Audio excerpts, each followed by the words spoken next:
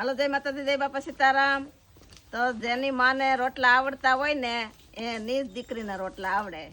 પેલા મને કાંઈ આવડતું નહીં, તો હું આણું વળીને આવી તેથી તમે મને કીધું હતું કે તું બટેટાનું અને કોબીનું શાક કર. તમે નોખું નોખું શાક કર્યું હતું ને? હા. પછી તમે કીધું શાક થઈ ગયું? મેં કીધું હા. તો તમે કીધું કે આ નોખું નોખું કેમ કર્યું? મેં કીધું તો કેમ કરાય? કે ભેગું કરાય. પણ ભેગું શાક થતું કોબીનું ને બટેટાનું એ મને ખબર નહોતી પડતી. પછી મારા સાસુએ કીધું કે કાંઈ વાંધો નહીં, હવેથી ભેગું કરી દે. તેદુનું કોબીનું ને બટાટાનું શાક ભેગું કરવા શીખી.